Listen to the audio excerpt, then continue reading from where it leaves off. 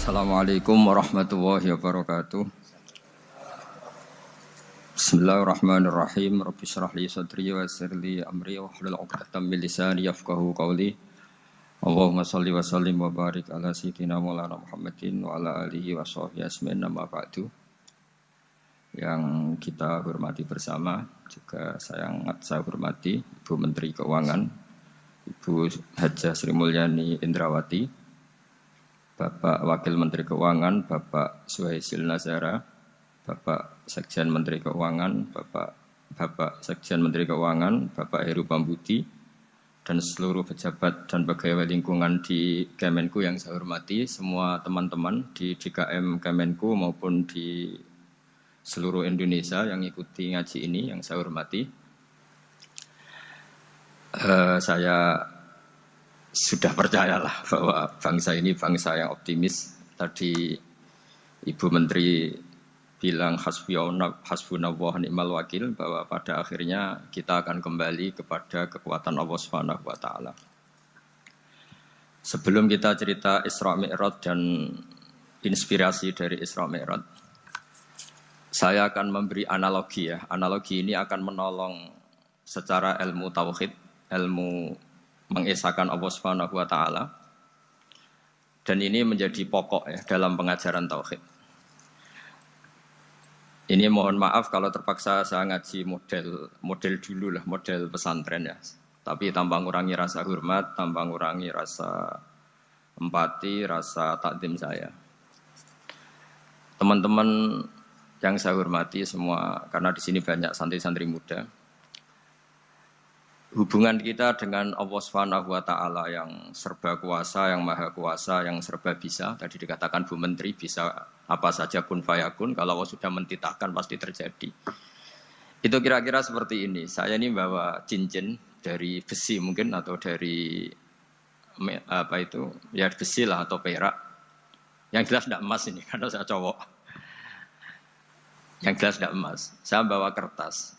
Kalau Anda saya tanya, kertas ini sama cincin kuat mana? Pasti akan menjawab kuat cincin, karena materinya dari besi. Jawaban itu benar, tapi harus ditambahkan secara materi itu kuat cincin ketimbang kertas.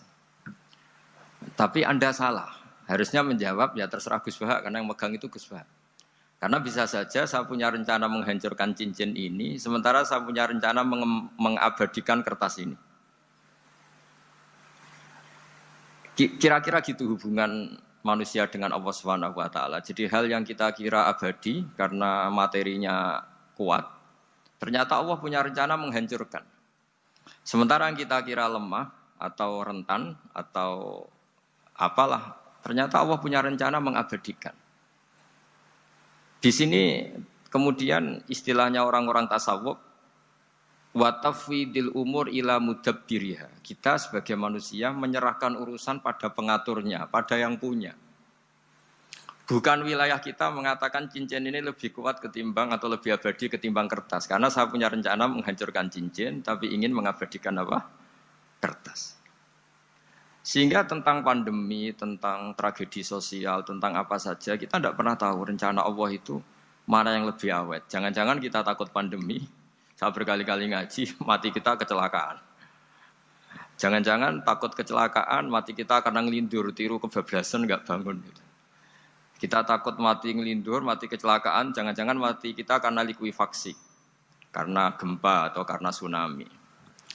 Nah, hal-hal seperti ini yang terus menjadikan kita bilang dan berkeyakinan hasbunallah wa ni'mal wakil. Hanya Allah yang tahu dan semua urusan mencukupi kita hanya Allah. Tadi kata Bu Menteri kita akan menghadapi ini dengan ilmu pengetahuan dan pengalaman. Oke, saya sangat setuju itu. Tapi lagi-lagi bangsa ini dan seluruh tren dunia itu kalau misalnya baru tsunami ya semua orang ramai ketakutannya pada tsunami. Ilmuwan berteori bahwa tsunami siklusnya sekian tahun per sekian tahun. Nanti pas gempa juga gitu, pas likuifaksi juga gitu. Nanti kalau mudik mungkin ketakutan orang sama kemacetan sama macam-macam lah. Takut kecelakaan laka di jalan dan sebagainya. Sehingga sebelum ngaji ini lebih jauh, pastikan bahwa tidak dalam wilayah kita mengatakan bahwa cincin ini lebih abadi, lebih awet ketimbang kertas. Tapi kita harus menjawab secara materi cincin itu lebih awet ketimbang kertas. Tapi secara hakikat ya terserah yang mengendalikan, terserah yang punya, rencananya apa. Nah, di sini pentingnya ngaji. Karena dari ngaji itu kita akan kembali ke ma'rifatullah, ngerti Allah yang sebenarnya. Sebab itu di surat Isra disebut pada akhirnya ngaji itu apa? Subhanalladzi asra bi 'abdihi lailam minal masjidil haram ilal masjidil aqsa alladzi barakna haulahu. Tujuan akhirnya linuriyahu min ayatina. Bahwa Mi'raj itu hanya bagian kecil yang dingertikan kita betapa dahsyatnya kekuasaan Allah Subhanahu wa taala. Betapa tidak terbatasnya kemampuan dan kebisaan dan kudrahnya Allah Subhanahu wa taala. Makanya masih dikatakan min ayatina, itu masih sebagian kecil dari ayat-ayatku kata Allah. Lalu dalam surat Kahfi diterangkan, ketika orang kagum dengan Ashabul Kahfi yang bisa hidup tidur dalam keadaan hidup 309 tahun atau Masehinya 300 tahun, kalau Hijriahnya 309 tahun. Itu mungkin kalau kita ilmuwan, ahli baksil ya, atau ahli apalah, itu mungkin lebih kagum tentang nyamuk. Saya berkali-kali bilang, andaikan kita sepakar-pakarnya, terus disuruh bikin nyamuk itu, nggak usah bikin nyata hidup, bikin patungnya saja. Nyamuk itu sekecil itu, kemudian punya jantung, jantungnya punya urat, uratnya punya kuman, kumannya juga punya urat. Bayangkan saja sudah tidak bisa. Sehingga ketika orang tak kagum sama Ashabul Kahfi, kata Allah, am hasibta anna ashabal kahfi warraqimi kanu min ayatina ajaba.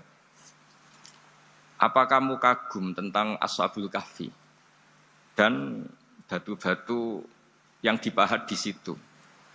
Bukankah dalam kekuasaan kami ada yang selalu menakjubkan? Artinya, andaikan kita ilmuwan tentang embriologi, tentang hewan, tentang kuman, mungkin cerita tentang nyamuk itu lebih dahsyat ketimbang tidurnya Ashabul Kahfi yang 309 tahun.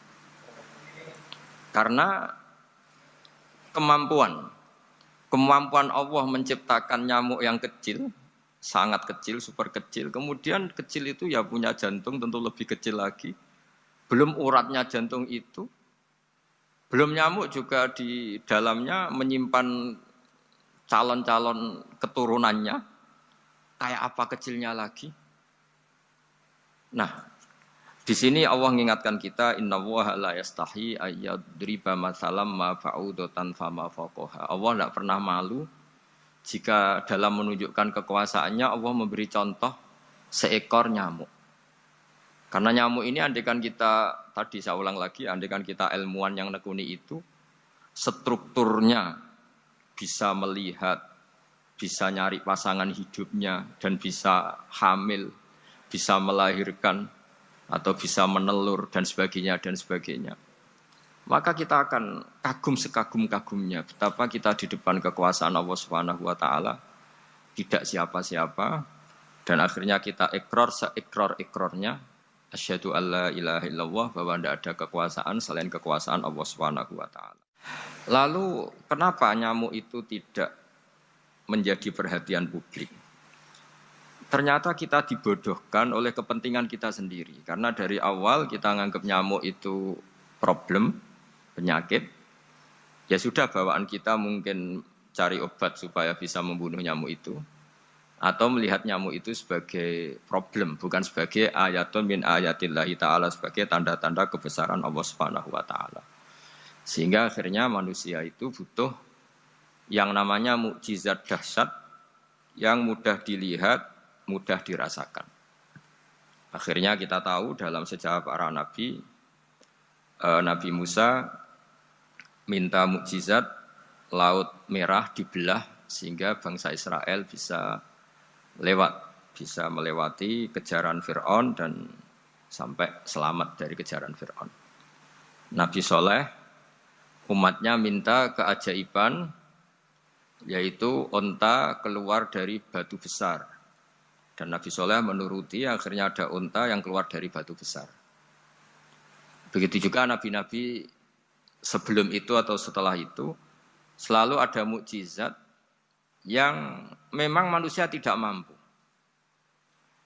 Nah, kata tidak mampu ini yang semua umat para nabi tidak akan seunggul umat Nabi Muhammad SAW. Karena kita sebagai umat Rasulullah SAW untuk merasa tidak mampu itu tidak harus hal-hal seperti membelah laut, tidak harus hal-hal seperti onta keluar dari batu, tidak harus hal-hal yang dahsyat kayak tongkat Nabi Musa menjadi ular besar yang menelan semua sihir-sihirnya Fir'aun. Kita sebagai umatnya Nabi selalu tiap hari bilang innallaha ala kulli syai'in qadir, hanya Allah yang mampu. Allah mampu atas segala hal. Melihat nyamuk kita iman, melihat hal-hal kecil. Karena kita ketika melihat nyamuk, itu mesti kita itu kok hebat nyamuk, tanpa rapat, tanpa ada gaji dari Kemenku bisa populasinya dijaga. Padahal musuhnya banyak. Musuhnya nyamuk itu umat manusia yang katanya makhluk paling cerdas di dunia. Tapi tidak juga bisa menghabisi nyamuk. Mungkin mereka juga rapat terus untuk menjaga ketahanan populasinya itu. Jadi andai kan kita pakai ayat tadi, innallaha la yastahi ayyadriba masalam ma ba'udah. Allah itu tidak pernah malu untuk menunjukkan kekuasaannya. Cukup misalnya kita belajar tentang nyamuk. Sudah sekecil itu punya mata, matanya punya saraf, punya urat. Terus sekecil apa? Sudah gitu nyamuk sendiri punya kuman. Kalau nyamuk sendiri kecil, terus kumannya sekecil apa? Terus organ tubuhnya seberapa?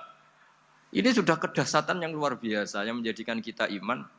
Innallaha ala kulli syai'in qadir. Allah sendiri yang maha kuasa. Sehingga kembali ke tadi, peristiwa Mi'raj yang super dahsyat pun kata Allah masih dikatakan linuriyahu min ayatina. Hanya untuk menunjukkan sebagian dari ayat-ayatku, bukan mewakili semua ayat-ayat kekuasaan Allah Ta'ala. Tapi sebagian, min itu tab'id sebagian. Lalu sebelum kita jauh belajar, kita sendiri juga, saya sendiri masih belajar. Kehebatan Rasulullah SAW, Nabi akhir zaman, kenapa hebat? Itu diantaranya adalah karena mukjizat tongkat itu pada akhirnya diletakkan di museum. Orang melihat, terus gue gaya-gayanan kuat ke Turki atau bisa melihat langsung di museum. Dan setelah melihat kadang-kadang kita ragu masa tongkat ini betul itu. Kalau setelah misalnya yakin bisa dipakai lagi enggak? Jadi hal-hal yang mengundang pertanyaan sekaligus keraguan. Beda dengan ajaran Rasulullah Muhammad SAW. Ketika Nabi cerita betapa kekuasaan Allah itu super dahsyat. Buktinya ya nyamuk tadi. Kayak apa susahnya bikin nyamuk. Sudah kecil, punya organ tubuh tentu lebih kecil, punya urat lebih kecil lagi, punya kuman yang lebih kecil lagi, dan kuman itu juga punya organ tubuh lebih kecil lagi. Itu mbok kamu udah usah ke Turki, kamu hidup di kampung, di pedalaman, sudah menyaksikan anallaha ala kulli syai'in qadir, bahwa Allah itu maha kuasa. Nah, ngaji bareng ya, ngaji seperti ini. Saya termasuk kiai yang selalu berkampanye supaya orang ikrar seikrar-ikrarnya bahwa kita ini di tangan Allah Subhanahu wa taala. Saya kemarin-kemarin ngaji sama orang-orang Grab, juga barusan 3 hari yang lalu, 4 hari yang lalu ngaji sama teman-teman disabel atau difabel. Karena mereka kalau dibahasakan disabel gak mau, tapi komunitas internasional mintanya dis pakai bahasa S, tapi kita di Indonesia pakai difabel. Akhirnya kita tahu, ternyata orang yang kita kira menderita karena fisiknya, ternyata kadang lebih bahagia. Karena Allah bisa mengalihkan pikiran untuk positif. Saya berkali-kali guyon di depan para tamu. Saya pernah punya tamu itu perempuan gak cantik miskin lagi. Itu nyata ini. Gus doakan supaya suami saya kaya. Terus saya bilang, memangnya kalau sudah kaya ngapain itu? Ya paling tidak rumah saya diganti, mobil saya diganti. Tapi nanti akhirnya ngevaluasi Anda juga ingin diganti. Gitu. Karena setelah rumahnya mewah, pakai mobil mewah, pasti yang dievaluasi bukan rumah dan mobil, tapi Anda. Kok enggak pas ya wajah gini di rumah saya? Gitu. Kok enggak pas wajah gini kok di mobil mewah? Akhirnya ibu-ibu tadi sudah aku enggak jadi. Jadi mungkin barokahnya pandemi itu nanti Ibu Menteri itu jadi kelihatan hebat karena ada pandemi kok Indonesia bertahan itu. Tapi kalau nggak ada pandemi kan ya biasa aja, memang normal. Gitu. Kiai juga gitu, diuji santri yang kadang beling, umat yang nggak jelas. Itu memang ujiannya. Kalau nggak ada ujian ya nggak keren. Gitu. Kayak ya biasa aja lah kita adepin, ya kita tadi kata Bu Menteri ya kita ikhtiar dan berdoa. Lalu saya ulang lagi. Jadi logika itu bisa pakai analogi. Analoginya tadi, salah Anda kalau mengatakan cincin ini lebih kuat ketimbang kertas. Yang benar adalah secara materi ini lebih kuat ketimbang kertas. Tapi soal nanti kekuatannya sampai kapan terserah yang punya. Bisa saja saya punya rencana besok ini saya luluhkan, saya hancurkan. Yang ini saya simpan. Kayak apa dulu dinosaurus itu kuatnya kayak apa? Habis. Ayam yang selemah itu sampai sekarang masih ada. Karena Allah menghendaki dinosaurus diakhiri, sementara ayam tidak. Kayak apa nyamuk itu yang musuhnya orang seluruh dunia. Ditemukan apa, mulai begon apa, tapi sampai sekarang bertahan. Apa kita perlu konsultasi sama nyamuk gimana ini kok bisa bertahan, resepnya apa itu. Karena Allah menghendaki itu disisakan masih. Nah, kemudian kenapa ada peristiwa Isra Mi'raj? Saya termasuk orang yang sering menulis tentang fikih sholat, tapi nulis saya untuk diri saya sendiri tak pakai ngaji. Tidak saya bukukan, memang saya sengaja karena ribet biasanya penerbit itu. Terus bicara royalti apa, kita kan mulai kecil dilatih ikhlas, jadi kalau komersial itu jadi bingung. Karena tidak biasa komersial, jadi kalau diajak komersial itu malah jadi bingung. Nabi ketika Mi'raj, ini yang jarang dikaji. Sebetulnya kalimat-kalimat dalam sholat, pertama Rasulullah Muhammad SAW ketemu Allah, itu Nabi maju. Maju ini Jibril sebenarnya mau ikut. Karena Nabi bilang, ya Jibril jangan tinggalkan saya sendiri. Terus kata malaikat Jibril, sudah makam saya sampai sini, kelas saya sampai sini aja. Enggak, kamu harus nemani saya. Ketika memaksa nemanin, beliau tidak kuat. Di beberapa riwayat dijelaskan sampai beliau pingsan, sampai beliau tidak sadar. Akhirnya terus ada ayat wa ma minna illa lahu maqamun ma'lum. Kita punya kelas tertentu yang enggak levelnya sampai sana. Akhirnya Nabi masuk wilayah itu, area itu. Dan Nabi ngendikan at-tahiyatul mubarakatus sholawatut thayyibatulillah. Kira-kira maknanya semua kehormatan, semua kebaikan, semua yang bersembah suci itu milik Allah Ta'ala. Lalu Allah menjawab, Assalamu alayka ayyuhan nabiyyu wa rahmatullahi wa barakatuh. Bahwa kamu Muhammad mendapat salam dari saya, mendapat semua kehormatan, semua keselamatan. Kemudian Nabi itu karena sebagai hamba yang tidak egois, tidak ingin kalau nikmat dirasakan sendiri, tidak ingin kalau sedang senang beliau sendiri yang merasakan, beliau ngendikan Assalamu alayna wa ala ibadillahi sholihin. Ya Allah tolong bahwa status selamat itu tidak hanya milik saya, tapi milik siapa saja yang soleh. Soleh itu ya sesuai kelas masing-masing. Setelah itu para malaikat melihat kebaikan Nabi yang seperti ini, melihat mentalnya atau keinginannya yang luar biasa untuk baik kepada semua orang, wa ala ibadillahi sholihin. Terus malaikat saat itu rame-rame bersaksi asyhadu alla ilaha illallah wa asyhadu anna muhammadar rasulullah.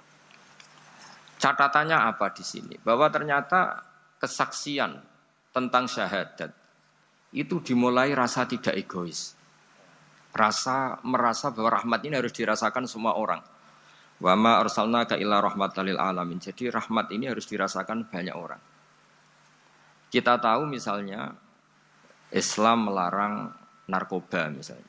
Memang narkoba itu mengganggu. Hampir semua kecelakaan rata-rata faktor supir itu narkoba. Begitu juga pembunuhan yang sadis, rata-rata efek dari pengaruh narkoba. Sehingga Islam keras sekali tentang narkoba. Dan alhamdulillah di Indonesia ditangani BNN yang sangat serius melawan narkoba.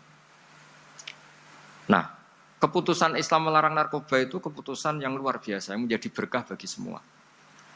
Begitu juga keputusan Islam tentang melarang zina, melarang perbudakan, melarang penipuan. Dan Islam mendukung misalnya gerakan nikah, gerakan adil, gerakan keseimbangan dan kemanusiaan. Sehingga agama ini akan dinikmati siapa saja karena ajarannya. Lalu agama ini bisa nikmat, itu solusinya gampang menurut Rasulullah, yaitu sholat. Nabi itu kalau pusing menghadapi banyak hal, yaitu mesti keluar masuk. Terus tanya sama istrinya, kapan waktunya sholat? Kapan Bilal datang? Dulu kalau mau waktu sholat, Bilal datang, ngetok pintu Nabi, ya Rasulullah sekarang waktunya sholat. Itu Nabi membahasakan sholat itu unik. Ini tentang Mi'raj ya, karena hasilnya ya sholat tadi. Arikhna ya Bilal. Arikhna itu tolonglah bikin nyaman saya dengan sholat. Sebelum kita belajar sholat secara serius, gampang. Kalau kita misalnya menteri, atau kita ajudan, atau kita apa. Kayak apa asiknya kita kalau ngomong-ngomong sama presiden. Bercengkrama dengan presiden, atau dengan menteri, atau dengan kiai, dengan atasan. Sholat itu media di mana kita asik dengan Allah Ta'ala. Kalau kita bisa asik dengan atasan yang manusia, apalagi ini asik dengan Allah Subhanahu wa Ta'ala. Sehingga kita harus malu kalau sholat tidak asik. Kita ketemu orang yang kita hormati saja asik, masa ini ketemu Allah Ta'ala tidak asik. Sehingga dulu, bawaannya orang dulu itu kalau sholat, untuk tidak cepat itu harus diperintah. Dulu para nabi, para sahabat, kalau sholat itu lama-lama. Sehingga sampai nabi yang turun tangan, wahai para sahabatku, kalau kamu jadi imam jangan lama-lama. Karena dulu semua orang itu penikmat sholat. Sehingga untuk tidak lama itu nunggu diperintah. Kalau kamu jadi imam jangan lama-lama, kasihan makmumnya itu. Nah sekarang alhamdulillah tanpa dilarang sudah cepat semua. Ini sudah ada kemajuan, ini sudah maju sekali ini. Enggak usah dilarang sudah cepat. Dulu itu saking asiknya orang sholat. Untuk supaya agak cepat itu harus ada perintah dari Nabi. Kalau kamu jadi imam jangan lama-lama. Nah kita kalau sedang pas baiklah, pas waras lah kira-kira gitu. Kalau bahasa orang Pantura, saya ini orang Pantura. Jadi kalau ngomong lebih keras, lebih vulgar. Normalnya orang sholat itu tidak bisa ngakhiri. Normalnya, saya ulang lagi, normalnya orang sholat itu tidak bisa ngakhiri. Karena ketemu zat yang kita cintai. Kita kalau ketemu orang yang kita hormati, yang kita cintai, itu nggak bisa ngakhiri. Misalnya mungkin anak muda, contohnya ketemu pacar, tidak bisa ngakhiri. Kita kangen sama teman, jagong, tidak bisa ngakhiri, karena asik. Nah ini ketemu Allah yang dipuja-puja, dipuji-puji, kemudian cepat ingin ngakhiri. Jadi ini kita agak aneh. Makanya normalnya orang sholat itu tidak bisa ngakhiri. Dan itu normal. Sehingga dulu ketika Sayyidina Umar itu ditikam sama satu benda yang kayak pancing itu. Panah itu kan kayak pancing ya. Jadi kalau masuk cepat tapi nariknya susah. Karena ada grendelnya. Itu tiap ditarik sakit, tiap ditarik sakit. Dan beliau bilang, nanti setelah saya sholat tarik. Beliau sholat, nyaman. Ditarik itu enggak gerak sama sekali. Karena dia sudah istighraq billah. Sudah nyaman dengan Allah sehingga ditarik itu enggak kerasa. Dulu di daerah sini masih keluarga kita lah, masih keluarga kita semua. Ada seorang wali jadi imam masjid. Itu di PHK sama takmirnya. Karena ketika sujud dia asik terus lama sekali. Sampai 30 menit. Sampai santrinya bilang, "Mbah, sampun, Mbah, sampun." Setelah itu rapat dihentikan. Ditanya, "Kenapa Mbah sujud begitu?" Saya tidak bisa mengakhiri orang nikmati sujud kemudian ingin berhenti. Nah, Sayyid Ali Zainal Abidin yang populer, cucunya Rasulullah SAW, anaknya Sayyid Husain, putranya Sayyid Husain.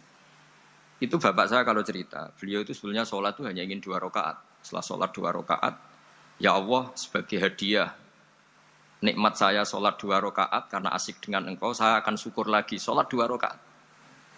Akhirnya ketika nikmati sholat, dia sholat lagi 2 rakaat sampai akhirnya 1000 rakaat. Itu tanpa rasa capek, karena merasa keasikan. Masa momen seasik ini kemudian saya tinggalkan ya Allah. Akhirnya sholat lagi. Sehingga ada seorang wali ditanya, "Kamu ingin masuk surga?" Tanya, "Di surga ada sholat enggak?" Enggak ada kan. Wah kalau enggak ada sholat saya enggak masuk surga. Terus dibilang, "Ya sholat aja." Terus dia mau masuk surga. Kalau kita akan kebalikan, kita ini masuk surga itu sebetulnya kita ngawur sekali. Ngawurnya adalah, hore masuk surga, tidak ada sholat lagi, tidak ada puasa lagi. Jadi ini kan, kita ini jadi makhluk yang aneh. Jadi kita ini masuk surga senang karena sudah ada kewajiban apa? Sholat. Jadi ini agak aneh. Sesuatu yang menjadikan kita masuk surga, tapi sesuatu yang kita benci setelah masuk surga. Asiklah di surga karena tidak ada sholat. Nah, apapun kondisi kita harus latihan. Harus latihan kita entah seberapa kadarnya ingin niru Rasulullah SAW ketika ngendikan wa qurratu aini fi sholat. Nyamanku, hatiku tentram kalau saya pas sholat. Sehingga tadi sudah saya katakan tadi. Dulu itu untuk menghentikan sholat itu susah. Sampai Rasulullah sendiri yang merintahkan, "Hei para imam kalau sholat jangan lama-lama." Kalau sekarang, andai kan Nabi hidup di zaman sekarang, pasti tidak ada pengumuman itu. Karena semuanya sudah cepat, ya. Malah super kilat itu. Ada yang tarawih 20 rakaat hanya berapa? 8 menit dulu. Itu kan 7 menit itu.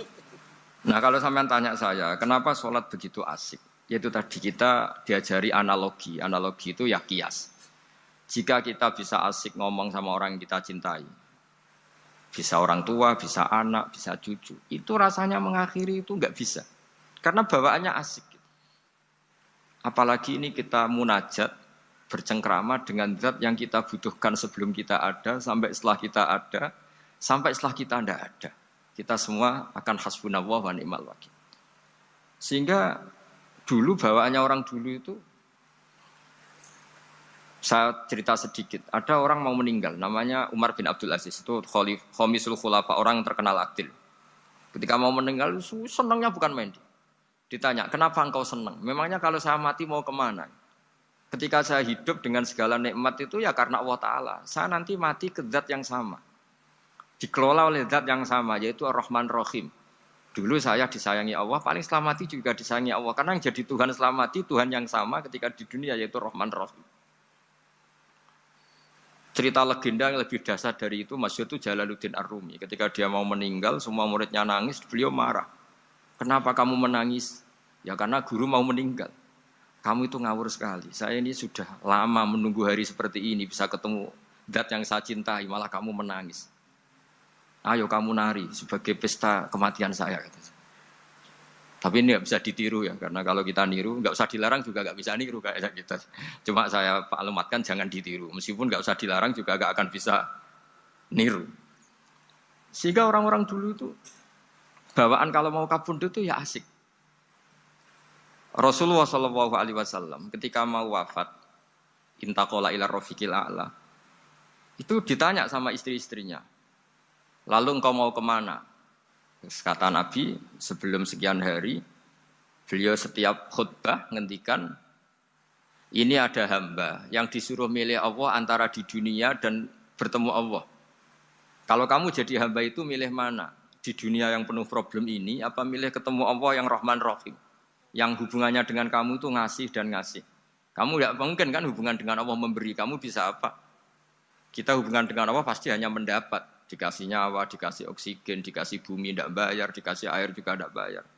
PDAM dikelola siapapun bayar, oksigen di rumah sakit bayar. Hubungan kita dengan Allah tidak pernah bayar oksigen, tidak pernah bayar sewa bumi. Punya kolam renang laut seluas itu ya tidak pernah bayar. Udah gitu kolam renangnya menghasilkan ikan. Kalau kita kan semuanya utang jasa sama Allah. Dan reputasi Allah itu dengan kita hanya memberi, tidak pernah meminta. Akhirnya hubungan-hubungan inilah yang menjadikan terus. Semua sahabat jawab, ya kalau kita jadi hamba itu pasti milih Allah lah. Jadi Nabi itu saking pinternya orang, supaya orang siap dengan keberangkatan beliau itu dibikin satu taksis, satu apa? Kalau orang Jawa bilang itu dikai persemon, dikai mukaddimah. Supaya orang-orang itu siap kalau Nabi ngendikan. Kalau kamu seorang hamba disuruh ketemu Allah sama hidup di dunia yang fana ini milih mana? Ya milih ketemu Allah. Ketika akhirnya Rasulullah wafat, ternyata orang itu adalah Rasulullah. Ya akhirnya sahabat bilang, ya iyalah masa dengan kita sama Allah milih ketemu kita, pasti milih ketemu Allah. Nah, sholat itu mi'rajul mukmin. Sholat itu adalah cara seperti itu. Kita manja dengan Allah meskipun dengan segala problem ketika itidal kita tetap memaklumatkan Rabbana lakal hamdu mil'us samawati wa mil'ul ardi wa mil'u ma syi'ta min syai'in ba'du. Engkau zat yang selalu layak dipuji di langit maupun di bumi. Dan langit bumi ini karena terbatas masih ditambahi wamil umasyi'ta min syai'in ba'du. Dan seluas apa saja engkau kehendaki. Apapun hebatnya langit bumi ini tetap terbatas, ada ruang dan waktu. Makanya ditambahi wamil umasyi'ta min syai'in ba'du. Dan segala puji ini memenuhi semua yang engkau kehendaki. Saya berkali-kali bilang kalau hubungan dengan Allah nyaman caranya gitu. Kalau kita sakit bayar oksigen, kalau kita butuh air bayar PDAM. Allah itu tidak pernah nyuruh kita bayar. Apa saja hubungan dengan Allah. Nah, sholat itu maklumat bahwa kita apapun problemnya, alhamdulillah rabbil alamin. Kita maklumatkan terus bahwa kita bersyukur. Lalu kita Rabbana lakal hamdu. Makanya saya sering kalau disuruh Gus doain supaya pandemi cepat berlalu. Saya ini kan kalau kiai ya, kiai itu tidak apa ya. Saya pernah di Jogja pas gempa. Ya orang-orang ya susah. Saya ini caranya susah saja sampai tidak tahu karena bukan karena sombong ya karena ya mau apa gitu. Memang Memang nggak bisa apa-apa kan kita manusia. Jadi saya mohon sholat ini jadi media yang luar biasa. Jadi di antara makalah Imam Syafi'i paling terkenal itu fasihan idama kana fi dzikri rabbih wa fi ma siwahu kana fin nasi ajama. Orang baik itu orang yang fasih. Fasih itu lantang dan cerdas dan vulgar dan nyaman ketika ngomong tentang Allah. Salat itu semua hubungan kita ngomong dengan Allah. Misalnya kabira walhamdulillah katsira. Hanya Engkau yang maha besar ya Allah.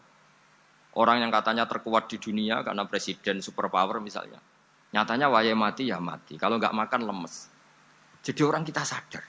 Yang katanya orang terkuat, paling hebat, kalau enggak makan lemes. Artinya ternyata hanya sekuat itu. Dia bisa instruksi seluruh dunia misalnya untuk apa. Ya. Tapi coba apa dia kuat enggak makan 2 hari. Makanya hikmah puasa itu orang tahu. Ternyata makhluk yang paling mulia itu manusia. Kalau enggak makan nasi 1 piring itu ya mati. Berarti hidup nasi sama manusia. Nanti kalau nasi bilang, saya tidak butuh kamu. Tapi kamu butuh saya. Itu habis kita sudah. Makanya ketika ada orang yang mempertuhankan manusia, itu Allah cara menafikan itu hanya bilang, kana yakulanit to'am. Yang kamu tuhankan itu makan. Hanya makan itu kalau dia tidak makan lemes. Jadi kiai itu atau manusia-manusia yang dekat Allah al-arif billah itu ketika mengatakan kabira walhamdulillah katsira subhanahu wa bukrata wa asila itu kelihatan. Makanya Quran kalau mencibir kita, falola in kuntum ghaira madinin tarji'unaha in kuntum shadiqin. Kalau kamu merasa dikjaya, mbok jangan mati, mbok jangan tua. Sudahlah hidup terus. Dikjaya kok mati gak keren. Orang top kok mati itu gak keren. Jadi Allah cara gojlek tuh ya sudahlah kalau kamu hebat jangan mati katanya. Nah, salat tuh mengingatkan itu terus. Sampai kita bilang inna sholati wa nusuki wa mahyaya wa mamati lillahi rabbil alamin. Gusti, saat ini saya ikrarkan hidupku, matiku semuanya terserah Engkau. Nah, lagi-lagi tadi ketika kita bilang cincin ini lebih kuat ketimbang kertas, Anda salah. Karena itu hanya secara materi. Kuat tidaknya terserah yang mengendalikan. Karena saya punya rencana menghancurkan cincin ini, besok mau saya lebur, sementara saya mau mengabadikan kertas ini. Nah, disinilah terus kita diajari misalnya di surat Yasin yang populer, Allah itu siapa? Allah itu subhanalladzi biyadihi malakutu kulli syai'in, yang mengendalikan semua sesuatu. Makanya sholat itu menjadi penting. Saya sendiri termasuk orang yang jarang imami ya, saya selalu jadi makmum. Jadi andekan Mas Zakaria di sini saya juga makmum. Cuma keren saya kayaknya meskipun saya makmum. Karena saya kalau makmum itu bisa ingat Allah terus. Kalau imam itu enggak jaga image. Karena malu kan. Misalnya di masjid kementerian terus sholatnya kok cepet nanti dikira enggak ustadz betulan itu. Kalau mau lama ternyata banyak urusan jadi banyak berpikir gitu. Tapi alhamdulillah ini barokahnya ngaji terus apa ya? Ya hasilnya mi'raj itu ya sholat itu. Sholat ini spesial karena tadi saya bayangkan itu di surga gak ada sholat itu ya terus wopo itu gak asik kan. Itu kalau Imam Ghazali itu membarter kita itu begini. Kalau kamu bangga di kasrotin nisa pasangan kamu banyak, itu ayam lebih kuat ketimbang Anda karena 1 hari 1 jam bisa berapa kali. Kalau Anda bangga bisa makan itu kerbau itu makannya lebih banyak. Nah, kalau Anda bangga atas pengaruh itu tawon itu, ratu tawon itu pengaruhnya lebih besar ketimbang Anda. Dia diam di rumah tapi anak buahnya loyalnya kayak gitu. Artinya kalau manusia bangga itu apa? Ya dengan sholat tadi. Ini karena satu ibadah yang enggak tertandingi oleh makhluk yang lain. Apalagi dalam sholat itu ada semua gerakan yang mewakili semua ibadahnya malaikat. Malaikat itu ada yang ibadahnya berdiri terus.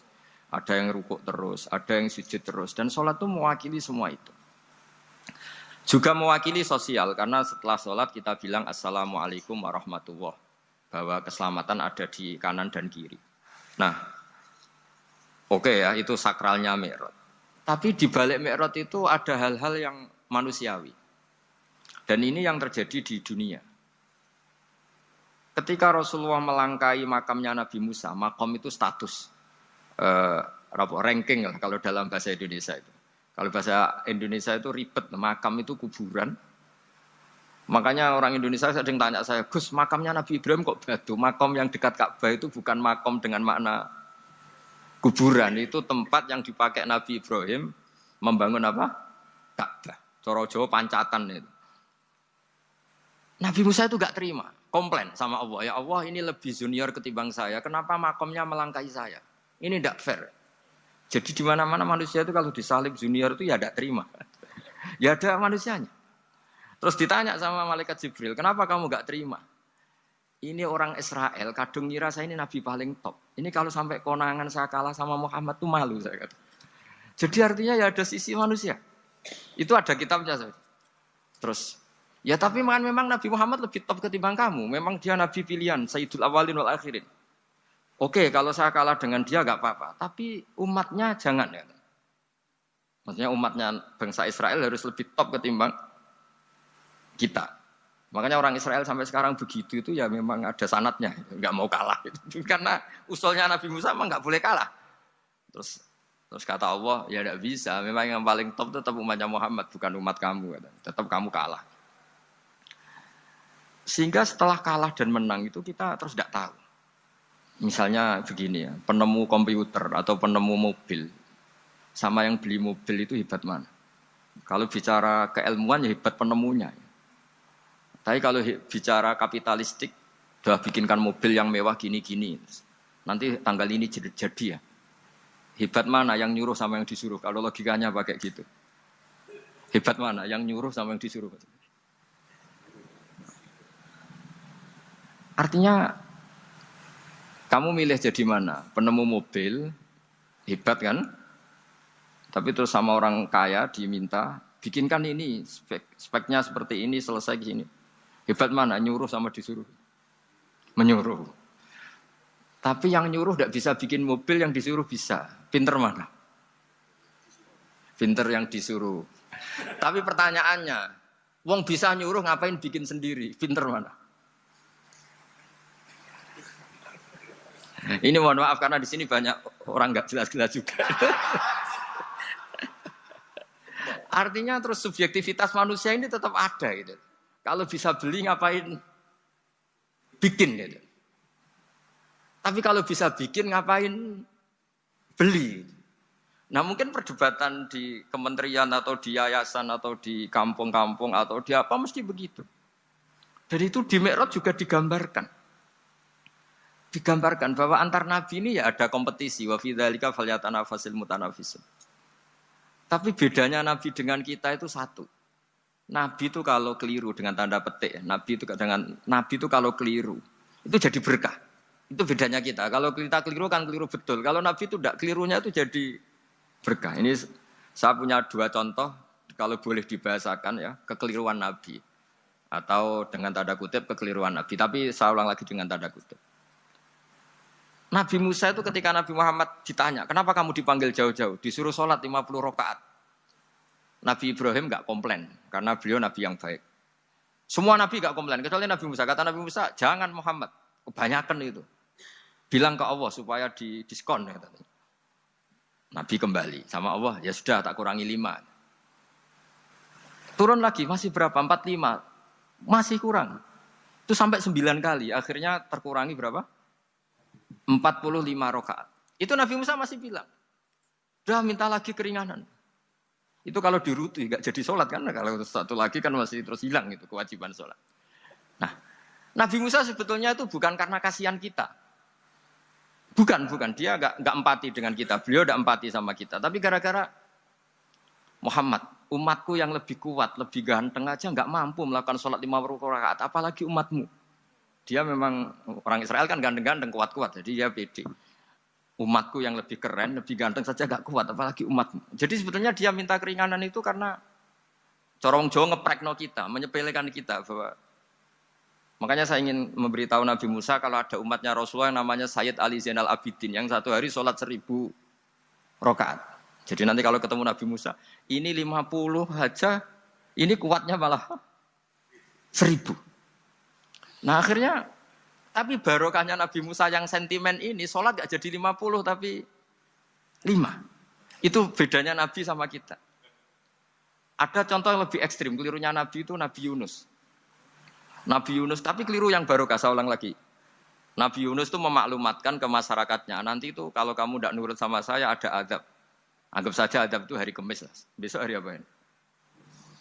Besok hari Kamis ya? Besok hari apa? Lupa hari itu. Rebu apa Kamis? Besok. Besok. Lupa hari. Kata Nabi Yunus, 3 hari lagi akan ada azab. Tapi kurang 2 hari, kurang sehari umatnya masih dalam kemungkaran, dalam kemaksiatan, masih hura-hura. Akhirnya Nabi Yunus bilang, sudah ini tinggal sehari itu mau ada azab. Tapi mereka tetap hura-hura. Akhirnya Nabi Yunus itu, coro Jawa itu minggat. Memang bahasa Arabnya abako itu pergi yang tidak pamit. Itu kalau kamu cari di kamus, abako itu maknanya itu minggat, pergi yang tidak pamit. Sama Allah dibahasakan abako. So, wong ra bener kabeh, udahlah tak tinggalkan. Setelah ditinggalkan, Nabi Musa disalahkan sama Allah. Kamu itu Nabi tidak diperintah hijrah kok. Hijrah, syaratnya Nabi kan mengambil keputusan apa saja berdasar wahyu. Tapi tanpa ada perintah wahyu, dia tetap keluar dari kampungnya itu. Keluar sama Allah disalahkan, wong Nabi kok minggat. Akhirnya ketika dia di kapal, di perahu itu, dulu itu ada mitos, kalau ada perahu mau tenggelam pasti ada yang minggat, diundi. Sampai 3 kali yang keluar dia, akhirnya tahu diri nyemplung deh. Nyemplung terus ditelan ikan nun. Pokoknya ikan besar lah. Diberi sanksi sama Allah, karena dia Nabi kok melanggar, diberi sanksi ditelan ikan nun. Telan ikan nun karena beliau seorang Nabi, perutnya ikan itu jadi masjid, dia baca tasbih terus. Tapi barokahnya dia minggat tadi, asbaqo. Akhirnya 1 hari itu mau ada azab besar itu orang-orang nginceng rumahnya dia. Diinceng. Kalau betul ada azab, pasti orang ini lari. Masa ada azab dia di sini? Diinceng ternyata nggak ada. Wah berarti benar ini ada azab. Buktinya dia nggak ada katanya. Jadi unik. Akhirnya dicinceng nggak ada terus dia, wah berarti ada azab betul. Hari itu masyarakatnya tobat semua karena, ini ada azab betul. Buktinya Nabi Yunus sudah lari, berarti dia tidak ingin kena. Padahal dia lari itu karena mangkel punya umat yang nggak nurut tadi. Wah sudah. Setelah sekian hari dia cari-cari kabar. Umatku itu kena azab enggak? Ternyata berita yang masuk dulu tidak ada medsos, tidak ada WA. Dulu itu enggak ada itu. Dengar kabar kalau umatnya tuh enggak kena azab karena 1 hari sebelum ada azab tobat semua. Terus dia enggak berani pulang. Karena ada hukum sosial di sana, kalau ada orang bohong hukumnya dibunuh. Berarti terus beliau berpikir, saya mesti dianggap bohong, katanya ada azab kok. Masyarakat saya baik-baik saja. Akhirnya setiap ketemu kaumnya dia lari karena takut dibunuh. Ternyata kaumnya sudah iman semua, mau ngejar dia dijadikan imam. Akhirnya, oh iya. Jadi itu bedanya Nabi sama ndak. Jadi Nabi itu kalau kelirunya itu barokah. Makanya kita tidak usah ikut keliru. Karena keliru kita ini pasti tidak barokah. Itu musibah itu. Jadi dulu ceritanya Anting juga gitu. Yang namanya istri 2 itu kan cemburu. Pertama Nabi Ibrahim punya istri namanya Sarah. Terus lama-lama karena belum punya anak, terus sama Sarah sendiri yang nyuruh supaya nikahi Hajar. Setelah punya anak cemburu. Terus kata Sarah, pokoknya saya enggak terima kalau kamu enggak ngelukai Hajar. Mulai dulu lelaki itu sudah pinter ngotak-ngatik. Kalau dilukai pipinya nanti tidak cantik. Apa ya, yang penting ngelukai tapi tetap cantik. Terus ada Anting itu. Anting itu dulu ceritanya itu dilukai tapi tambah cantik. Nabi Ibrahim akhirnya melukai. Seneng Sarah karena sudah dilukai. Ternyata barokahnya dilukai itu jadi Anting yang mempercantik perempuan. Padahal melukai istri itu kan tidak boleh. Tapi ini Nabi, ada saja cara yang dipilihkan Allah untuk ya tadi keliru saja barokah. Itu bedanya Nabi sama kita. Makanya disebut mimbabi hasanatil abrar sayyatul muqarrabin. Jadi Nabi itu sama seperti Nabi Adam. Nabi Adam itu dilarang Allah enggak boleh makan khuldi. Akhirnya makan terus harus hidup di dunia terus jadi dunia seperti ini. Tapi itu menjadikan harapan seluruh dunia bahwa Allah itu maha baik. Ketika ada yang diberi sanksi tetap diminta tobat dan dianjurkan tobat. Dan Allah berjanji setiap yang tobat pasti diterima. Sehingga terus kita sampai sekarang enggak pernah putus asa karena sudah diberi contoh bahwa bapak kita yang pernah salah dijanjikan tobat dan Allah pasti menerima tobat itu. Jadi ini bedanya kita dengan Nabi. Jadi semoga lewat pengajian ini atau ngaji bareng ini kita tahu kalau kita ahli astronomi atau ahli meteorik mungkin takut kita kejatuhan meteor. Kalau ahli gempa mungkin takut lempengan kita gini terus gempa. Kalau ahli tsunami takutnya tsunami. Kalau ahli sosial takut chaos. Mungkin yang ahli perbankan takut ras. Jadi kalau nuruti takut ya takutlah. Tapi cobalah kita iman lagi. Tadi kata Bu Menteri sudahlah punya hasbunallah wa ni'mal wakil, ya sudah, Indonesia pasti akan baik-baik saja dan kita akan selalu berharap dengan kecerdasan, dengan ikhtiar, tapi kita akan selalu berdoa kepada Allah Subhanahu wa taala. Saya kira demikian dan mohon maaf, monggo berdoa bareng-bareng. Al-Fatihah. Bismillahirrahmanirrahim. Ar-Rahman Ar-Rahim Maliki Yaumiddin Na'budu wa nasta'inu shiratal mustaqim shiratal ladzina an'amta 'alaihim ghairil maghdubi 'alaihim waladdallin amin. Bismillahirrahmanirrahim. Nahmaduka ya wali ya hamid wa shalli wa sallim wa barik ala sayyidina Muhammad wa ala alihi wa barik wa sallam asma'in. Wa shalli ala anbiya'ika rusulika asma'in. Allahumma ij'alna ya wa ahla baldatina aminina mutma'innina alladziina la khaufun 'alaihim wa la hum yahzanun. Waj'alna salimin wa ghanimin mu'afin min kulli bala'in dunyal akhirah. Waj'al ya Allah salamatana salamatan yusla biha kitabukal karim wa salamatan ya Allah nazkuruka katsiran fi sholatina wa siyamina ya Allah wa taj'alana ya Allah mimman ya'buduka wa mimman yarjuka wa mimman yakhafuk Allahumma ya ij'al hadhil baldatan thayyibatan mubarakah baldatun thayyibatu wa rabbun ghafur bi haqqi tatabi alaika wa na'maika ya Allah wa nahnu nasku ilaika ya Allah du'fana ya Allah wa qillata hilatina fa adrikna ya Allah daiman wa fi kulli hal bi alaika wa na'maika hatta nakuna ya wa salimin mu'afin min kulli bala'i dunyal akhirah. Rabbana atina fid dunya hasanah fil akhirati hasanah wa qina adzabannar. Sallallahu alaihi sayyidina Muhammad sallallahu alaihi wa sallam. Subhana rabbika rabbil izzati amma yasifun.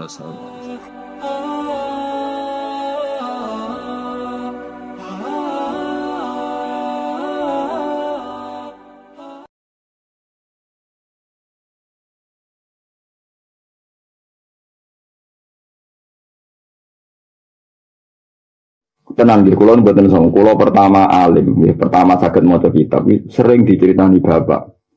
Ono murid telu, bareng kerem neng segoro, sing loro muni ya Allah tambah kerem, sing sitok nyebut gurune gak kerem. Tapi tentu cerita ini ditentang oleh orang-orang yang tidak merasakan hadal ilmu, tidak punya dzauq. Ketika 3 orang akhirnya takok gurune, iya, kowe bareng kerem, kowe sombong, eling langsung Allah, kowe eling Allah pergo sombong. Kowe eling gede. Sing murid isi tok tawaduk, tetep tawasul mbek gurune. Itu kan akhirnya bareng wis kerem banget mbek gurune ditulung. Wis saiki tak syafaati. Lah sing terus ketika tanya, ya guru saya kenapa saya nyebut Allah malah kerem sing nyebut jenengan kok gak?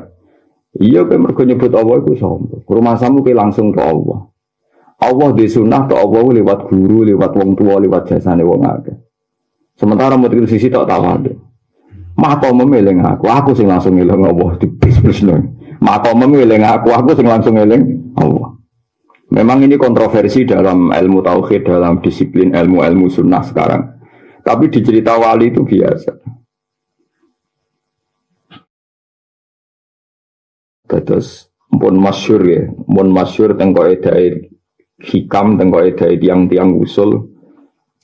Nak tiang niku saged urip tanpa sebab. Wis makome makom tanpa sebab. Niku nak kepengin makom tajrid. Kan makom populer itu tajrid be sebab. Tajrid misalnya tiang tawakal mengurusi agamane Allah, ya ora mikir duit, ora mikir pangkat. Terus gara-gara spesial niku tiang sing ngaji kata, sing istifadah kata, wong roh raine dekne eling pangeran. Nak wong roh raine dekne eling pangeran, ya iku terusno. Berarti dekne bener diparingi makom tajrid. Tapi sewali ana wong kerja, gara-gara kerja duwe pabrik, duwe toko gede sing kerja akeh rumah yatim, wong melarat iso kerja. Terus gara-gara transaksi toko akeh wong golek kebutuhan yo gampang ngasih lo beberapa akibat apik. Yiku kudu diterusno. Dadi makom apa wae sing ndadekno hasil, ya hasil indawa. iku kudu diterusno. Mergo nek ndadekno kasih bukti makom iku diridani Allah Subhanahu wa taala. Jadi misalnya contoh gampang ya. Abdurrahman bin Auf itu yang sugih. Niku sekali kafilahnya datang dari Cina, dari Syam. Itu Medina sampai huret. Saking akeh kafilah ribuan unta nggawa dagangane. Tapi gara-gara iku kathah pekerja, kathah transaksi.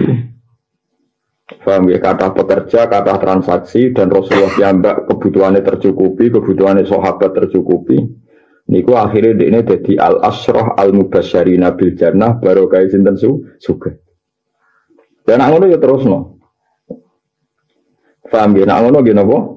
Diterusno. Terus wonten tiyang niku makome tajrid kados Abdul Qasim Al-Junaidi, kados Abu Yazid Al-Bustami, saurip-uripe mau eling pangeran, gak mikir duit. Lah sing rawan salah iku makom tajrid iki ngono. Mergo makom tajrid itu alamate sitok. Alladzina idza ru'u dzikrallah. Kowe nak pancen wali tenan, keramat tenan iku ora mergawe. Terus kowe mulang ibadah. Terus pengiran negeri kowe pancen di dhuwit ya dicukupi, tapi alamate ku sitok. Alladzina idza ru'u dzikrallah. Nak wong delok wajahe, wong-wong para pengiran gampang wong ketika wajah didelok iku dzikrallah, terus Allah dadi disebut. Jadi wong ra wajah Abu Yazid, ra wajah Syaikhul Qadir Jilani. Terus mesti eling pengiran wong kok ngono para kebe pengiran. Terus wong duwe cita-cita barek pangeran liwat wong iku. Zaman akhir ora wong sing kecolok wali keramat, wong ora raine wong kok penake ngono duwe akeh lha wis padha musibah. Innalillahi wa inna ilaihi raji'un. Mane takrif wali ku tengene kitab-kitab niku alladzina idza ru'u dzikrillah. Wong sing nalikane didelok wajahe ngelingno ning Allah. Paham niku. Jadi alamatnya gini ku pokoknya pilihannya alamat itu anggar kue dikai makom kok dadekno kue parek Allah utawa ono hasilnya iku terus. Soalnya kayak ditakdir jadi satpam kok ngerasa tambah tawadu gara-gara pekerjaan cara lahir iki hina iku terus no. Kue ditakdir fakir dadekno tawadu ya terus no bre. Tapi nak dadekno putus asa lereni paham ya fakir sing mareni putus asa gini apa lereni. Nah kalau iso lereni piye ya putus asane dilereni paham ya. Misalnya rasa ngelareni fakire, geng ngelareni putus asa nih. Pokoknya kudu sing bener-bener dihentikan, paham ya? Sing bener-bener apa? Dihentikan. Eleng-eleng. Jadi min alamati iqamatil haqqalaka fi syai'i iqamatuhu iyyaka fihi ma'husulin nataiji. Jadi alamate barang bener. Mulane kalau tak cerita sithik ini. Abu Yazid Al-Bustami ini gak ada murid, senengane iku ibadah. Serangane sholat sunat apa dilakoni, puasa dilakoni. Tapi dia itu tidak bisa wusul, gak iso mukasyafah. Sementara murid-muridnya beliau sing kerja ning pasar, ikhlas, cepat mukasyafah. Si murid tadi itu akhirnya tanya di rumah tenan, ya Ustadz, kenapa saya tidak bisa mukasyafah? Padahal ibadah saya ini lebih baik ketimbang mereka. Jadi Abu Yazid, kamu tidak akan bisa. Mbok kasih resep saya supaya cepat mukasyafah, lantas tadi Anda tidak akan mampu. Terus akhirnya aku ngerti resep kowe ben mukasyafah. Nopo? Kowe dagangan kacang ini terus panggul ning pasar. Kudu mbok angkat mbek siram. Panggul ning pasar dagangno. Engko nek wis dagangno kacang iku payu, terus kena cilik-cilik ben tuku permen. Terus omongno nek cilik-cilik mau, sing darani kowe edan dikai akeh, sing darani waras ora dikai. Soale nomor 1 kowe dagangan ning pasar dol dhewe. Kacange pangkul ning siram ning dasem. Wah muruah niku ngrusak muruahku lho. Lah ya iku sing mari kira usul. Ibadah mergo takabur. Jadi kadang kita menikmati ibadah kaya riyadhah, dalail, kadang salat sunat. Terus kepengen wusul karena kita punya keangkuhan, yaitu kita menganggap ibadah sing dagangan di pasar tidak ibadah, sehingga ini kriminal cara Allah Subhanahu wa ta'ala. Misalnya wong sing kecelok wong alim, misalnya kerja ning pabrik utawa ning penerbitan utawa ning biro apa, kadang-kadang ngrasa ino sing darani ibadah ya mulang ya salat qobliyah ba'diyah. Tapi masalahnya setan pinter terus mencepelekan ibadah-ibadah masyarakat kaya kerja kaya ning pasar. Niku ya jenenge takab. Niku paling angel ning gone bab noto ati. Makanya tawasul be guru ulama, ambek tawasul be nabi. Kadang mati tawasul be ulama. Orang korona ulama itu lebih hebat timbang nabi boten. Kadang wong langsung nyebut nabi itu keangkuhan. Mereka mau nyebut wong biasa, nyebutnya sing keren-keren saja. Itu paling angel ning bab toriko. Itu baleni malih paling angel teng bab napa toriko. Mulane Abu Yazid nate sombong, ya sombonge wali. Abdul Qasim Al-Junaidi. Kowe aja geman nyebut nabi ning arepku, nyebut aku wae ben cepet. Suatu saat gurunya murid-muridnya jajal nyebut Nabi, nggak mandi-mandi, nyebut beliau mandi. Itu ditafsirkan ternyata betul. Kadang nyebut yang keren saja itu keangkuhan. Mergo mau ngakoni fungsi ini gurunya, tapi langsung Rasulullah. Sementara Rasulullah dia ngajar kita ngakoni silsilah. Mergo kita Rasulullah baru kaya guru. Lalu repot. Nanti kau udah nyucup langsung wali songo, gurumu sing elek-elek itu ya cucup. Mergo langsung wali songo kadang kuan ziarah makame guru mau mergo ora keren. Pemenan apa kok guru mesti juga tantangan wedhus malah itu kan. Tapi nak wali-wali keren. Itu kadang-kadang kita itu begitu. Lagu paling angel ning bab usul. Tenang di kulon mboten sama kula pertama alim, ya, pertama saged maca kitab sering diceritani bapak. Ana murid telu bareng kerem ning segara. Sing loro muni ya Allah tambah kerem. Sing sitok nyebut gurune gak kerem. Tapi tentu cerita ini ditentang oleh orang-orang yang tidak merasakan hadal ilmu, tidak punya dzauq. Ketika 3 orang akhirnya takok gurune, iya, kowe bareng kerem kowe sombong, eling langsung Allah. Kowe eling Allah pergo sombong. Kowe eling gede. Sing murid isi tok tawaduk, tetep tawasul mbek gurune. Itu kan akhirnya bareng wis karem banget mbek gurune ditulung. Wis saiki tak syafaati. Lah sing terus ketika tanya, ya guru saya kenapa saya nyebut Allah malah kerem sing nyebut jenengan kok gak. Iya kowe mergo nyebut Allah iku sombong. Rumasamu kowe langsung ke Allah. Allah di sunah ke Allah lewat guru, lewat wong tua, lewat jasane wong akeh. Sementara murid sisi tak tawadu. Maka memilih aku sing langsung eling Allah di bisnisno. Maka memilih aku sing langsung eling Allah. Memang ini kontroversi dalam ilmu tauhid, dalam disiplin ilmu-ilmu sunnah sekarang. Tapi di cerita wali itu biasa. Nah, takono Gus Asim sing ora rasani dunia iki takono Ki Misbah. Kula niku Ki Misbah. Niki cerita ilmu mawon. Saya itu punya sanad mutlak ijazah-ijazah Syekh Yasin bin Isa Al-Fadani. Punya kitabnya. Saya punya sanad mutlak dari Said Ahmad. Banyak yang pernah haji, pernah umroh punya sanad mutlak dari guru-guru besar. Tapi syarat yang saya pakai ya yang saya pernah ngaji di sarang, mungkin guru biasa. Karena terus, ya memang syarat ini penting, tapi kadang bagi orang itu keangkuhan. Masuk misalnya Ruhin ngaji takrib, misalnya Lukman ngaji Jurumiyah, masuk langsung Syekh Yasin bin Isa Al-Fadani. Nah, yuk ngaji ke Bukur Tubi, Bosopo, artinya kan ya guru-guru musolanya. Tapi guru-guru musola ini akan tewas setelah kita ngaji Syekh gede. Paham ya? Artinya kayak nyebut Syekh gede ini enggak, kadang itu keangkuhan, mereka ora siap di guru sing saiki serah keren. Kemudian nak guru musmarat, esuk-esuk gawe dagangan yang pasar, tukang barang kan terus siap kayak ngaku iku guru. Atau gurumu ayo nek serah siap gue, paham ya? Jadi keangkuhan kita Masya Allah, mulanya kadang diancam Rasulullah malam yaskurin nas lam yaskurillah. Itu kan ancaman yang luar biasa. Normalnya wong syukur Allah langsung kan ngetokno tauhid, tapi ajarannya Nabi ndak malah ngancam malam yaskurin nas lam yaskurillah. Sing nyukuri menungso ora iso. Misalnya kowe iso usul ning Allah lewat hikam, sing mulang hikam sapa? Lewat ihya, sing mulang kowe ihya sapa? Kowe langsung tawasil Imam Ghazali. Imam Ghazali dia ora kenal kowe. Mungkin aku mbek Imam Ghazali jelas keren Imam Ghazali, tapi sing terang ihya ning kowe iku sapa? Jadi cara mata rantai, Rasulullah pancen rantai induk, tapi mata rantai iki butuh rantai-rantai kecil sing dadekno kowe. Cok Rasulullah rantai-rantai kecil wae mbok langkai, terus menculot ae Rasulullah takok, cuma asal usulum konti kan ora jelas.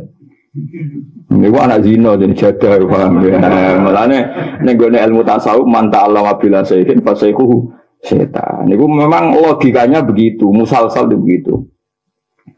Mulane kula nu gadah silsilah saking bapak, saking guru-gurune Quran. Kula gadah silsilah Quran nggih kathah, silsilah kitab-kitab. Memang pernah ngaji khatam. Kalau kita punya kekurangan ya tapi pernah ngaji khatam. Kula ngaji hikam kalian Mbah Mun Jamul Jame, ngaji banyak. Dan memang saya ngaji. Saya ini wong mboten gagah-gagah. Kiai ini sing mulang pesolatan, sing dadekne iso maca Quran, sing saiki makome patoke sing cancangan wedhus, gak tau diziarahi. Wali songo sing adoh ngentekno dhuwit diziarahi. Jarene sing berjasa ning Islame wong Jawa, yo berjasa mek pribadi barang iku perkarane paham ya. Untuk selisih barang lho terus badi. Lha iku noto ati paling angel. Mulane jare ithaf sing nyarai ikhya. Makna qauli Abil Yazid hakada. Orang menyebut langsung Rasulullah menafikan guru adalah keangkuhan dan itu tidak dikehendaki Rasulullah Shallallahu Alaihi Wasallam. Bukannya kita terus kiai bisa ditawasulin, ini bukan urusan tawasul, nggak perlu bentuknya tawasul. Tapi kita kadang berbentuknya mata rantai. Malahnya ngendikan Imam Muslim, inna hadad din, inna hadal ilma dinun fangzuru amman ta'khuduna dinakum. Ini ilmu itu agama, maka kamu harus melihat dari mana agama ini Anda ambil. Gue kudu duwe sanad. Iki kok iki. Tapi orang sanad gagah-gagahan, sanad mutlak. Ono kitabe terus mbok pelajari mboten ya pancen mulazim. Memang kita ngaji. Kalau ngaji mulai alit pertama SD mondok. Jadi kita napa mawon kita jihadam. Saiki wong gagah-gagahan. Ono wong alim kok Mekah, mbok Yaman, mbok Mesir teko. Wah kitab gede terus aja tukum kobilna bermulah kondo isanate mbek sehiku bareng karo orang-orang mahsar kula murid jenengan dari sehiku man anta kowe sapa atau guru musala 5 tahun mulang roh geblok wah itu langsung kenal kowe orang-orang mahsar kowe to jong-jong ya kadang iku manusa nyebut wong gedhe kadang keangkuhan iku paling angel ning bab usul malane malam yaskurin nasa lan seperti. Kalau nu buatan sombong, kalau sering nak kundangan teng desa. Tak biasanya kiai dikai 20.000 10.000. Ya 10.000 tenang ni. Ya agak kiai sing sombong muni ngene. Lah ya Gus dadi kiai cek loro ning wong ora regani kiai 10.000 tiga. Iku kena gopo. Bagi udah tiga yuk pintu bisa, nongkrong roh gunane kok simpen. Nak aku beli, iki kena gopo, kena wong blok, apa dia ini kecelakaan jawabannya. Tapi nak pulau nih buatan, nah betul saya tak kena bujuk pulau sering disangoni tiang 10.000 kalian tiang randu, tak ada nih bujuk gede. Iki kudu buku beras. Ben aku kue tahu mangan duwe mau melarat, dan ngerasa utang jasa be melarat, haram nak buat kono liane beras. Lah agak cukup, tak tambahi, pokoknya sebentar ngono duwe iki. Pihak anak kalau tak omong, bahwa aku tahu mangan duit yang melarat. Ya karena tak ini hati ngilangi takabur, niati ngilangi takabur. Begitu juga nak dikai duit wong 1 juta, sangka wong sing misalnya rodok syubhat, dia tak pangan. Gue ngergani sing ngekek. Mulane ngendikane Abdul Hasan Asyadali, kulu min ta'ami fasakotil muslimin. Kowe kudu tahu mangan dunya fasake wong Islam. Niati ya tawaduk be pangeran. Dan fasek-fasek sidik wudunya ini pengiran pangan daripada kira gelemangan mergo takabur ngerasa iku dosa gede iku luwih dosa gede tinimbang kowe mangan mergo wong ra pilihan ketika Anda lah takul misalnya aku ora tau mangan salam templek ruhin takabur ora ker dadi sawangane sok suci tapi dadine takabur iku luwih dosa gede tinimbang kowe mangan subhat. Pilihannya malah penak, tuh enak buat pangan kan, wes warak, gak tak kabur, maksudnya jadi agama ras penak. Ya wes warak, gak tak kabur. Tapi orang wareken deh, warak tok, mari repot tuh terus bangsa wareken. Jadi kul minto ami fasakotil muslim. Lainnya penak tiga duit uang disalami temblek, itu sebagian buat pangan, gue ngilangi tak kabur, sebagian gue ngilangi tak kabur. Timbang kowe curiga subhat ndadekno takabur. Soale dikai pejabat, wong kok nang duit haram, duit korupsi ra tak pangan ngene-ngene. Sundana tok wis melukai wong Islam. Wong meneh kowe dhewe gak yakin. Nah misalnya, aku yakin Gus iku duit kok korupsi, malah aku mau mangan. Lah nek yakin kok korupsi, mau ora usah mbok tampa kewajiban nasihati kok aja korupsi lah dosa gede kowe ya ora wani. Memang sama kena yakin korupsi terus ana kitab berikutnya kena yakin salah wajib nahi mong. Kowe ya ora wani. Betul-betul ora wani semeneng wae. Itu paling angel dadi eling-eling ya terus kenapa di kitab-kitab usul pentingnya guru. Ora kok kita lu hebat timbang Rasulullah itu buatan mungkin. Abu Yazid lu hebat timbang Rasulullah itu buatan mungkin. Tapi kadang wong nyebut guru itu karena keangkuhan. Mane kula seneng donga teng ngene Quran sing beredar teng sak donya niku. Sebab ayo wafir ya. Wa misalam saya hina wa misal walil huzat wal musafirin wal hujjat. Pokoke dongano kabeh. Wa masur sultanana sultanal muslimin wanzur wuzara'ahu wa wukala'ahu wa asakirahum. Dewa kita ibadah tenang mergo presiden ana menteri mbok fasik mbok ora itu ngayemno pikir. Lah iku nek ora gelem dadi presiden kan dadi bupati terus kene kon noto kantor pos malah hidupnya kan. Dia to mboten. Ana petinggi. Kulo wis sering jagoan mbek petinggi guyon. Gus jenengan wakrab Gus mbek petinggi, padha petinggi kelakuane ngene-ngene. Lah nek ora gelem petinggi terus aku kok dadi petinggi malah lara kabeh to. Saged bae dekne iku diputus pangeran ngayemno aku mulang. Munafar to. Mana bener tuh nggak wansur uzaro ahu wawa kala ahu wasak dan wansur al hujat wal huzat wal musafirin itu kan keluyuran tuh nggak ada pisan itu yang ramai di dunia mana tak seneng tuh motor ane tak angen suara tenan apa itu tenan modalnya diawur tuh nggak ada kafe al musafir al huzat al musafirin soal nama mana nak tunggu tadi lah soal nama kanun besar itu arti wawa ria beria artinya cek sing mati dipendem cek sing mati kecemplung segorong lah ya beria kan mati darat wakah ria. Lah ini kemarin cek sing mati kecemplung darat, cek kecemplung sekarang pun nama kanu, cek gak wetan, cek gak kuat nama kanu musarikil arti wa maukhur beriha lah dengan. Lah itu bener ngilangi apa? Sombong. Cuma sing maca ora paham saja niku donga tawaduk luar biasa. Kasusnya mesti tok sing maca ora paham. Orang kisah nang anak kiai mimpin tahlil udah ngono kula amin jenengan. Kula sering takut. Gus amine kok tenanan iku donga ngawur tapi hebat. Oh, wal musafirin wal huzat wajar huzat tukang perang, tukang jadwal musafirin tukang keluyuran yo. Ya mergo kabeh ana gunane. Wong sing ngluyur terus nglarisno bis, paham ya. Iku cara pangeran yo ana napa gunane. Lan kula gak ada fatwa ya dan ini saya tanggung jawab ning ngarepe pangeran. Irung ono teman sampean lakoni nak ben para pangeran. Fatwa ini gampang. Ketika saya punya uang 1 juta, saya sering sekali punya uang 1 juta. Terus anak kula Hasan misalnya anak kula niki sing nyata. SD kelas kali. Mbuh dina tuku manuk, kadang tuku iwak, ngiregane 3.000, kadang 2.000, kadang tuku anak welut, lele wae.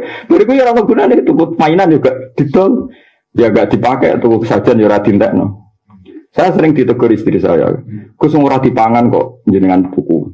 Kadang wis tuku iwak, koi bedino tuku iwak ora tinggal. Nah, kita ini terbiasa be ajaran fikih sing darani boros iku tabdzir. Dadi nak ngekeki blonjo anak tasarruf kok ora tinggal jenenge apa tabdzir. Tapi fikih kita mau separuh itu fikih goblok. Sebenarnya fikih yo ngaramno iddikhar atau ikhtikar. Lagi tu misal fakir yang ngaram iddikhar atau ikhtikar. Cuma keliru nih fakir ngaram iki mau ning bab kot, iku nyimpen makanan pokok. Sajane ndak harus itu. Ketika Anda punya uang 1 juta, nyangoni anak ning TK 5.000. Rumono nggih. Anda punya uang 1 juta, nyangoni anak 5.000 ini bagus karena uang ndak jadi iddikhar, ada yang keluar, ono sing milih. Tapi kalau tidak sido nyangoni anak, berarti Anda menyimpan uang. Iso wae Allah nyalano kowe mergo terlalu menyimpan uang di mana uang itu gak ono gunane. Artinya 5.000 keluar dari Anda ini gak ada gunanya. Artinya sudah iso wae Allah nyalano kowe berlebihan kowe nyimpen uang. Wong ape metu 5.000 kok ora oleh. Sementara bagi bakul mak-mak sing larat utawa ibu-ibu sing larat, dia kerja terhormat. Menghindari jaluk, menghindari tomak dekne dagangan ning SD ning TK. Dan uang 5.000 sangat berarti bagi dia. Apalagi yang berpikir begini, misalnya uang 10, 5.000 10 rasa ketemu. Bagi dia sangat berarti. Kue ngecolok duit 5.000 gak berarti, tapi bagi penerimanya berarti. Nah, Jangan-jangan yang berlebihan ini kita, tapi wong fakir terbiasa darane israf itu mergo ngetokno duit 5.000. Jangan-jangan israfnya justru karena kita tidak mengeluarkan, mergo berlebihan nyimpen duit 1 juta. Sing urung jelas fungsi. Paham ya? Sebab itu sing darani berlebihan imma berlebihan tasarrufnya, wa imma berlebihan nyimpannya. Lah mulane agama yo ngaramno tasarruf tabdzir, tapi agama yo ngaramno ikhtikar. Ikhtikar ku nimbun. Larian zaman kita ngaji fikih syariat, ikhtikar dosa lu mau nimbun muktab, ya sing makanan pokok. Tapi siapapun sing duwe nurani yo nimbun apa wae iku masalah. Pokoke kudu ana bocore, rezeki kudu ana bocore. Wong banyu nak ra mili mambu jare Imam Syafi'i. Jadi kan adik 1 juta kan yo ilek 5.000 lah mili. Sementara ana angine ben ora mambu. Lha iku klirune kita. Jadi nak ditakok ira tapi untuk ora dipangan. Lah ya tukune tok wis ana faedah kok ngenteni dipangan. Lah kok dibuak dipangan pitik yo kawulane Allah. Wis biang pangan kucing yo kawulane. Ora mangsa iki ora perlu rezeki tapi. Akhirnya sadar bojo nggih Gus niku kawulane oh ya dulurku kucing pitik bareng dulur kita kabeh yo kawulane Allah. Sing nopang kehidupane manusa pitik-pitik iku. Disembelih terus dipangan itu digizi. Baru bisa mulang pahpoh, baru kayak pitik grem sebelah barang. Rumang samu, sopo pitik-pitik itu penting. Kecuali kayak makan tikus itu keliru. Tikus itu hewan sing kesunatan tiba-tiba.